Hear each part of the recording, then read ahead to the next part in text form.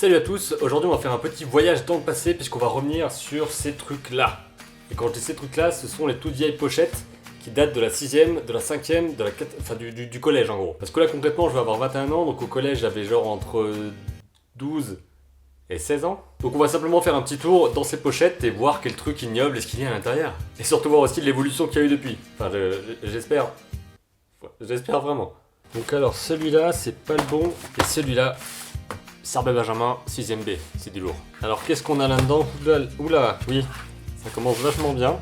Alors là, il y a deux possibilités. Soit le thème, c'était autoportrait, soit j'avais déjà un putain d'ego. J'ai voulu me représenter physiquement. J'ai utilisé du bleu, car j'aime cette couleur. Je trouve que ce portrait me ressemble. J'ai été assez satisfait du résultat. Pour les techniques, j'ai utilisé le crayon pour me représenter, et du collage pour le support. Et j'avais eu bien. Ah non, j'avais dit que moi j'aurais bien, et la prof elle m'a mis très bien. Et putain, j'ai eu 19. Avec vraiment le truc en plus, genre moi. Mais. Narciso va. Donc là-dedans, on n'est pas sur de la vraie 6ème, alors est-ce qu'il y a de la 6ème quelque part? Je sais pas. Bon bah écoutez, je pense qu'on va tout fouiller, on verra bien comment ça se passe. Putain, la pochette est dans un état. Alors ici, année scolaire 2009-2010, avec un dessin d'une grande qualité. J'avais représenté plus ou moins ce qui me représentait à l'époque, hein, donc une souris d'ordinateur parce que j'avais mon premier ordi, je faisais du Blender, du dessin, et il y avait ma BD qui est juste là. Ça c'était un dessin pour une série que j'étais censé faire, là j'étais en 5ème quand j'ai fait ça. En gros ça s'appelait Alien 301, et c'était un truc tout con avec un mec, son pote, qui découvre un alien, et puis ils vont devenir potes avec l'alien et faire des trucs. Et le truc qui est marrant c'est que je donnais toujours des noms pseudo-japonais aux gens là, donc soit il s'appelait David, ce qui est absolument pas japonais mais je vais y venir, soit il s'appelait David, soit il s'appelait Alex, soit il s'appelait genre Tinkaru, Kirimori, enfin des trucs qui veulent rien dire. Un dessin d'une sorte de créature alien effrayante. Vous pouvez voir que le dessin est super statique, hein, tout est hyper... et ça bouge absolument pas. Ah celui-là je m'en rappelle aussi. C'était une sorte de bande de potes, ça me fait marrer à quel point tout est trop rigide, ils bougent pas, les mecs ils sont morts à l'intérieur. Lui je sais pas trop ce qu'il fait, hein, il se prend pour Jean-Claude Van Damme, sur un doigt, grand écart, pas de soucis. Le mec a 12 ans. Hein. Alors celui-là c'est parce que j'étais un gosse hardcore qui dessinait des choses avec du sang.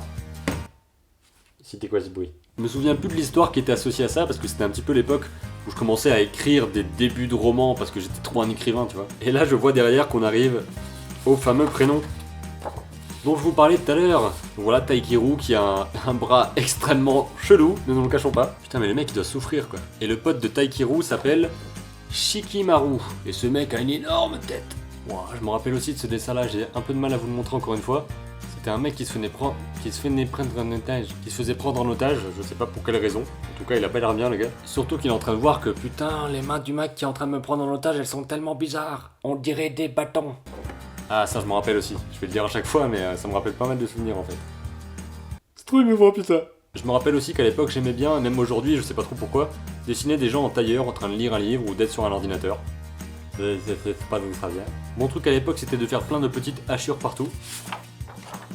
Un mec chelou qui fait du ping-pong. Étant donné qu'à ce moment-là, je voulais devenir mangaka, je crois que je m'étais dit ça serait super cool un manga avec des mecs qui font du ping-pong.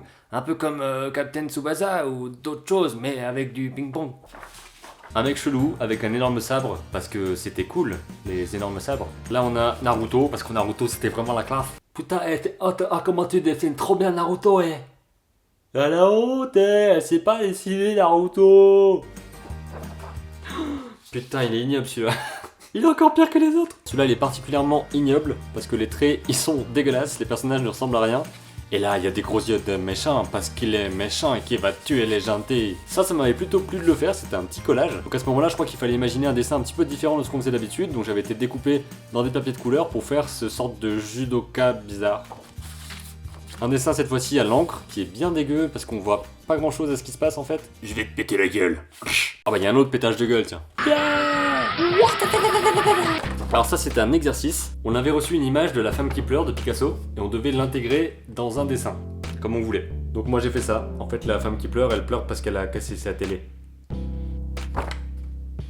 Dans les trucs que j'ai écrits derrière, je vais voir si vous pouvez le voir. Je voulais montrer qu'elle pleure car son télé ne fonctionne pas. Excusez-moi, ce gosse parle français? Et il y a une autre phrase en dessous, ce que je pense du résultat obtenu. Je pense que mon travail est assez réussi et que la photocopie est bien intégrée dans le dessin. Hashtag ouais je suis trop fort, je suis désolé, moi la femme qui pleure, je l'ai mis dans un dessin, ça rend trop bien quoi. Ah bah justement, la femme qui pleure. Oh la vache, ça c'est une BD avec des dragons. Un combat pas comme les autres. Voici le temple de Dragonia. Oublie Dragonite, un vieux dragon. Hé Dragonite, viens le battre. Et lui, c'est Kashi, son rival. Un autre vieux dragon. Pierre, feuille, ciseaux. La feuille recouvre la pierre, j'ai gagné. Demain, la maison de retraite. Fais attention à ta barbe. Laissez-moi vous dire que cette bande dessinée est une bande dessinée de haute qualité. Je me souviens que les ailes de dragon, genre comme ça, et puis avec les gros pics et tout, c'était le dragon blanc aux yeux bleus qui m'avait inspiré ça. Alors ici, on a le combat de dragon le plus schlag de tous les temps. Je suis un dragon, bah moi aussi je suis un dragon, bah je vais péter la gueule. Oula, c'est quoi? Oula! Reviens des enfers pour buter sa mère. Dragon nul, bonhomme nul. Lui, je sais plus qui c'est, mais c'était un personnage pour un film d'animation que je voulais faire, qui évidemment n'a pas abouti. Il y a eu une embrouille avec le producteur exécutif, il voulait pas me donner assez de 40 bars pour me payer, donc ça m'a saoulé, je me suis cassé. Bon, lui, il a même pas de bouche. Là, c'était mon premier photomontage. Oh mon dieu, une araignée géante. Ah, c'est tellement bien fait. Ah. Alors ce mec-là, je sais plus comment il s'appelait, mais c'était le héros de ma BD qui aurait dû s'appeler Apple Power. C'était peut-être les deux seuls mots d'anglais que je connaissais à l'époque. Et vous pouvez voir que c'est un somptueux collage, fait de 1000 couleurs, 1000 textures, et beaucoup... il est bien.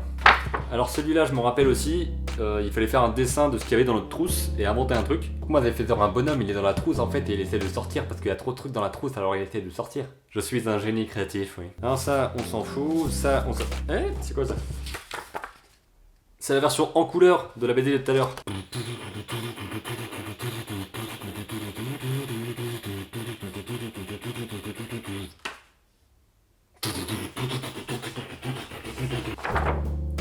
Ok, celui-là c'est mon grand format. Mon chef-d'œuvre. Si je le mets assez loin, est-ce que vous allez pouvoir le voir correctement? Je sais même pas s'il y avait un thème, mais je me suis dit, hey, il y a un dragon qui attaque la ville. Ouais. Et vous voyez que mes personnages ont toujours la même gueule, c'est abusé. Donc là on a fini de faire le tour de la première pochette, on a fait 6ème et 5ème, et on va passer à 4ème du coup. Oula, on commence fort. L'idée c'était de faire quelque chose avec notre photo de classe, donc je vais pas vous le montrer de trop près pour pas qu'on voit trop les gens et qu'on la connaisse. Là je me souviens qu'au lieu de faire un dessin à partir de la photo, j'ai juste recopié sur l'ordinateur les traits de la photo. Bon évidemment aujourd'hui on peut faire ça tout connement avec un filtre, mais à l'époque je connaissais pas ça. Alors ça c'est pas très beau, ça non plus. Ça c'est quoi? Une feuille blanche, mais c'est génial! Alors on a un petit synopsis. Will Andrew, 13 ans, habite près de Lu4, à Uckange. Depuis sa chambre, il voit l'ancienne usine. Un soir, il rentre de l'école avec son meilleur ami Alex, qui habite la maison à côté de chez lui. Ils se saluent et rentrent chez eux. Dans sa chambre, il regarde la télé. Il l'éteint et observe l'extérieur par la fenêtre. Là, il entend un bruit sourd, ressemblant à un coup de feu. Il est 23h et ses parents sont dans leur chambre. Curieux, il descend prudemment les escaliers, descend au garage et prend son vélo. Il sort de chez lui et voit Alex sortir, lui aussi avec son vélo. Il se demande quel est le bruit qu'ils viennent d'entendre. Les deux garçons décident de partir vers Lu4. À leur arrivée, ils posent leur vélo et marchent dans l'édifice. Ils s'arrêtent net, soudain effrayés.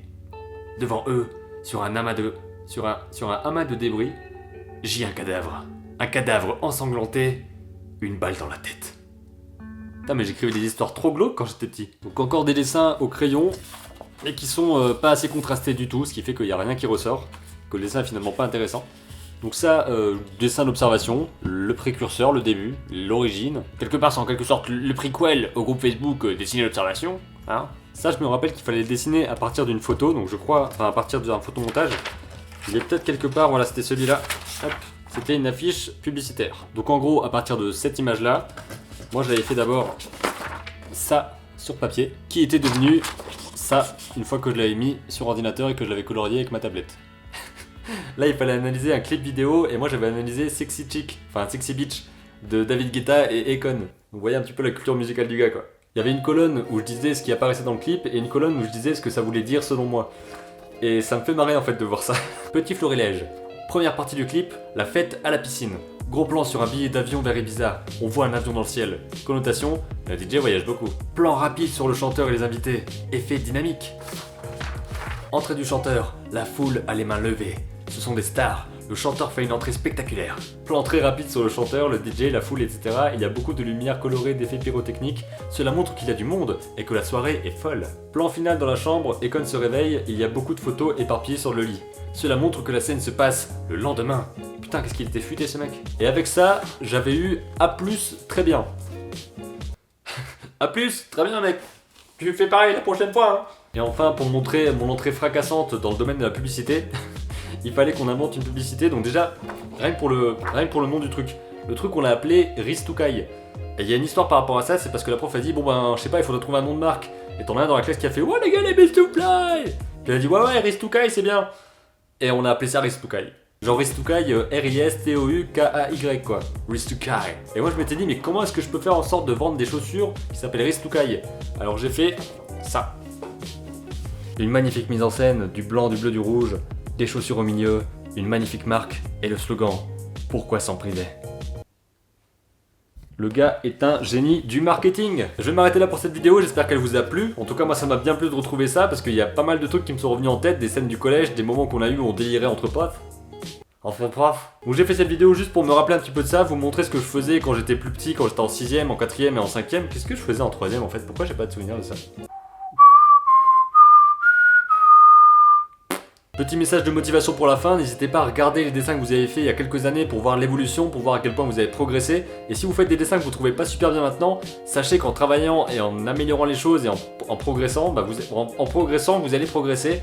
C'est une phrase nulle. Mais en tout cas, ne soyez pas découragés si vous pensez que pour l'instant vos dessins ne sont pas extraordinaires. Je pense pas du tout que les miens sont extraordinaires non plus. Et ça vient avec le travail, la pratique, la discipline. Et voilà, c'est comme ça que ça marche. N'hésitez pas à cliquer sur j'aime juste en dessous si ça vous a plu. Je sais que vous aimez bien quand je présente des dessins que j'ai fait. Quand je vous présente des dessins que je fais maintenant ou des anciens dessins, les anciens carnets, etc. Donc là, je pense que je peux pas vraiment trouver plus ancien que ça, à part si je fouille dans le grenier de chez mes parents pour trouver des dessins de quand j'étais à la maternelle. Pourquoi pas en fait. Vous pouvez vous abonner à la chaîne pour voir d'autres vidéos sur le dessin, sur l'animation et sur plein d'autres trucs cool. Je dis ça à chaque fois parce que je sais pas forcément ce que ce sera, les plein d'autres trucs cool, mais ils seront là. Je vous dis à très bientôt pour une prochaine vidéo et d'ici là comme d'habitude, créez vos images et racontez vos histoires.